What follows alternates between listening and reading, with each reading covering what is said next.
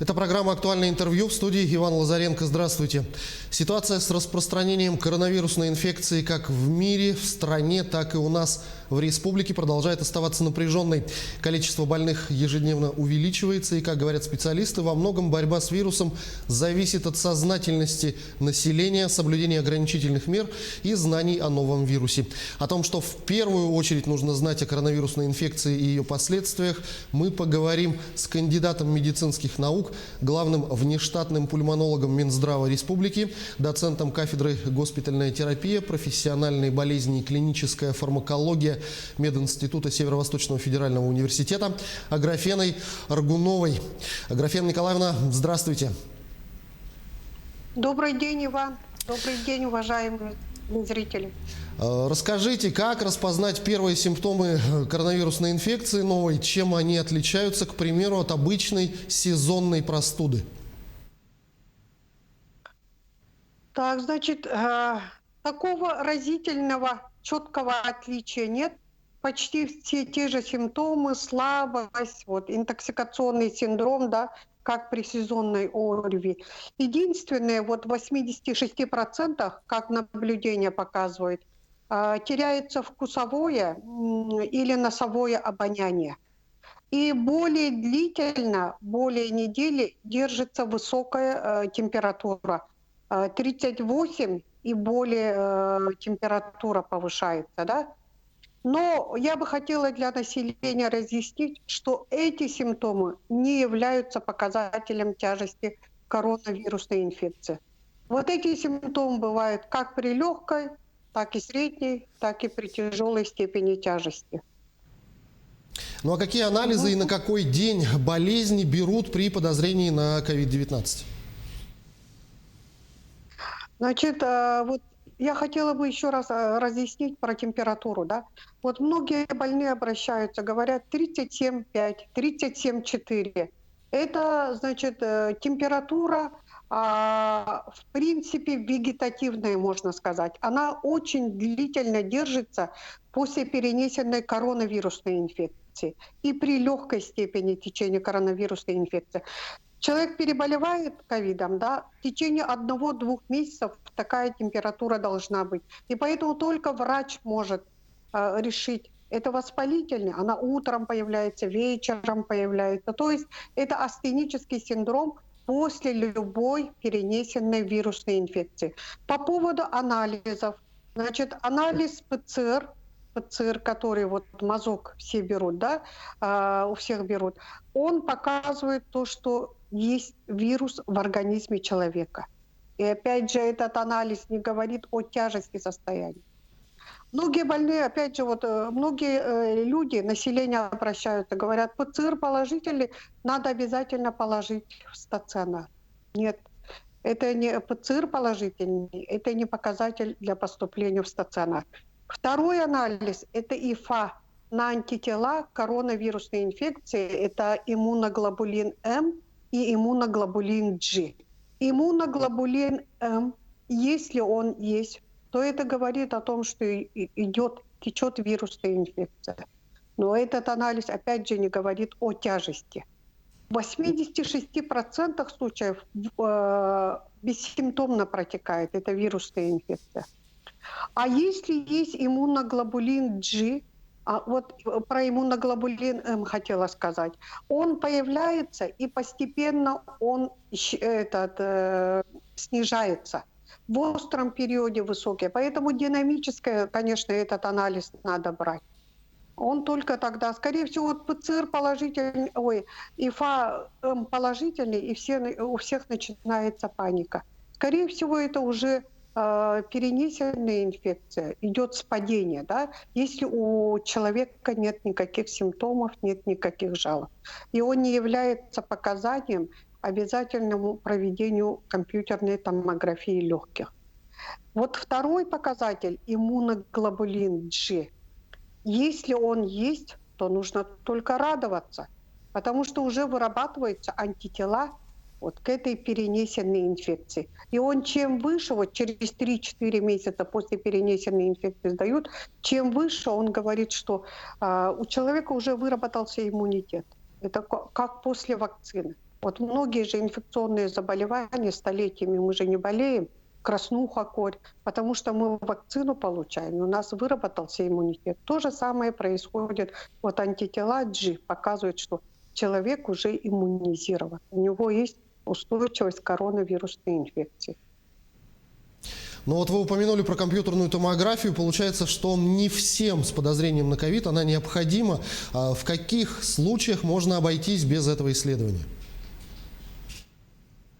Когда, вот как я сказала, да, в начале, когда только ПЦР положительный, у больного нет никаких симптомов, нет никаких жалоб, температура в пределах нормы, это не, значит, здесь абсолютное противопоказание проведению компьютерной томографии. Тем более пациент, человек не должен идти сам самостоятельно делать. Смотрите, это же очень большая лучевая нагрузка. Это очень большая лучевая нагрузка. А вот специалисты-рентгенологи, то есть специалисты лучевой диагностики, у них есть профессиональная вредность. Они же проходят ФЛГ всего лишь один раз, но они каждый день работают в кабинете вот компьютерной или в рентген-кабинете. У них есть профессиональная вредность. Во-вторых, значит, поэтому вот лучевая нагрузка, излишнее прохождение компьютерной томографии, я считаю лишним. Конечно, эта диагностика очень хорошая, диагностика вот в виде коронавирусной. Но смотрите, опять же, если вот так очень просто разъяснить, вот то, что видят по компьютерной томографии матовое стекло, по сути, это не пневмония, это вирусное повреждение. Это вирусное повреждение легочной ткани, вот альвеолы заполнены, да.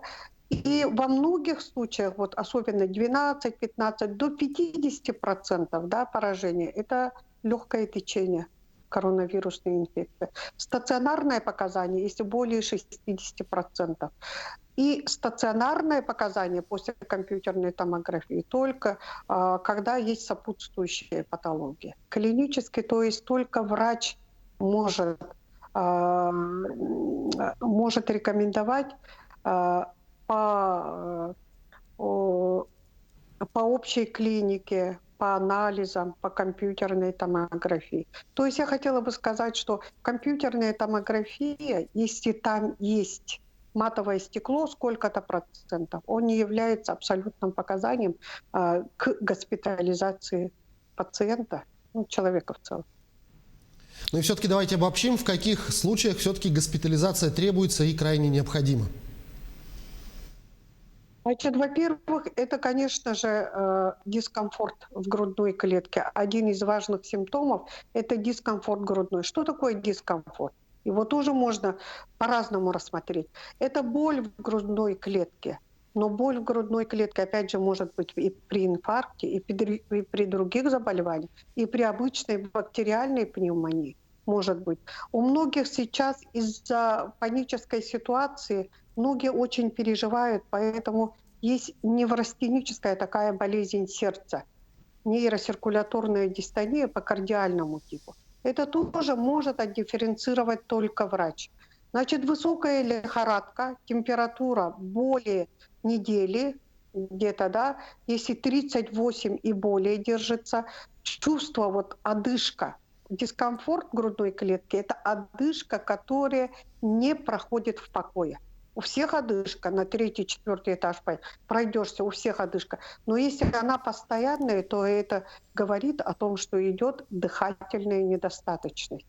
Вот в этом случае компьютерная томография, если поражение более 60 и выше процентов. И потом комплексная, конечно, есть очень хорошие инструменты для врача. Это показатели биохимические, общий анализ крови. Ковид, безусловно, очень серьезно влияет на работу легких. Обратимы ли эти процессы, связанные с поражением дыхательных органов? Ну вот по нашему наблюдению, вот сколько мы смотрим, пока о фиброзных изменениях нет. Вот, я веду прием в клинике мединститута, и там очень много, значит, подходят больные, которые перенесли в марте, вот, в апреле, в июне, в июле приходят больные с компьютерной томографией, со своими жалобами какими-то. И вот по нашим наблюдениям, пока офиброзной, то есть фиброз – это уплотнение легочной ткани, то есть это рубцовое изменение после перенесенной инфекции. Об этом пока ни у кого стопроцентно я вам говорю, что нет пока о каких-то появлениях фиброзных изменений у наших больных в республике. О фиброзе можно говорить только через 6 месяцев или через 12 месяцев. До этого фиброзных изменений никогда и не было, и не бывает. Мы ожидали также фиброзные изменения в 2007-2008 году после свиного гриппа. Но вот сколько мы смотрим, отдаленные результаты, тоже изменений за собой не оставили. Ну а как лечат COVID-19 у нас в стационарах и применяют ли новое средство, которое появилось недавно на рынке за 12 тысяч рублей? Угу.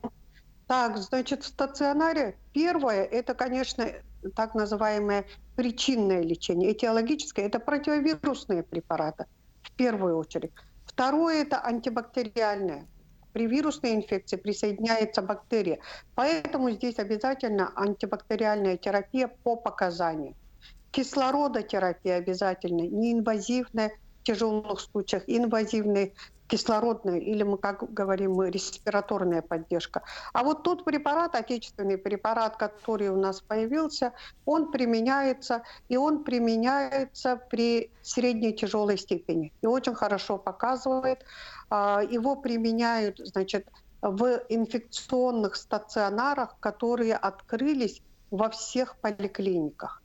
И в головном инфекционном отделении, где находится легкой, средней степени тяжести ковидной инфекции, это Постадухина, Якутская республиканская клиническая больница. А в пульмонологическом отделении это больные только тяжелые поступают. На сегодня вот 200 человек, 200 коек, а оно вся, значит, переполнено. Пульмонологическое отделение. Открыли 200 коек. Там вот компьютерная томография, большой процент поражения поступает, и больные тяжелые, у которых есть сопутствующая патология. То есть сахарный диабет, ишемическая болезнь сердца, болезни почек, болезни печени, вот такие больные поступают. Но у нас есть очень хорошие результаты. Когда вот население, опять же, надо успокоить. Все говорят, что тяжело протекает у пожилых. Это понятно, потому что у пожилых есть сопутствующие хронические заболевания. Но у нас есть очень хороший свой опыт.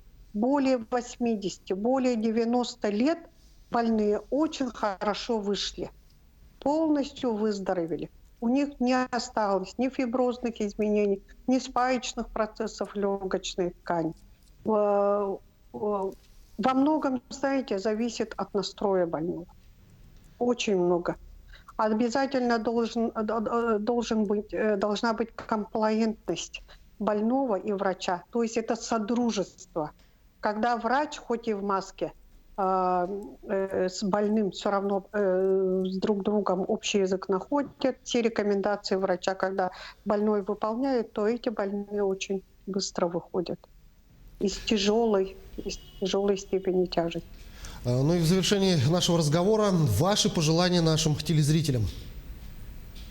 Ну, конечно, в первую очередь я бы хотела пожелать населению спокойствия, да, обдуманных поступков, более бережное отношение к нам, врачам, особенно вашему близкому самому врачу, это ваш участковый врач. Вот представьте себе, сейчас на одного участкового врача вот в течение месяца по 80-100 вызовов на одного участкового врача-терапевта, а у него прикрепленного населения 1700. Поэтому, конечно, колоссальная нагрузка на них идет, на участковых терапевтов. И, конечно, РКТ только проходить по показаниям. Только РКТ направление только должно быть от вашего врача. Или направление, или рекомендации. Может быть словесное, может в виде, значит, написанного направления. Ну и, конечно, всем желаю здоровья, терпения, больше радостных событий в нашей жизни. Всего доброго. Аграфена Николаевна, я благодарю вас за беседу. Спасибо, что ответили на наши вопросы. Всего вам самого-самого доброго. Всего доброго. Спасибо, Иван. Это была программа «Актуальное интервью». На том, что в первую очередь нужно знать о коронавирусной инфекции и ее последствиях, мы говорили с кандидатом медицинских наук, главным внештатным пульмонологом Минздрава Республики, доцентом кафедры госпитальная терапия, профессиональные болезни и клиническая фармакология мединститута СВФУ Аграфеной Аргуновой. До встречи в эфире.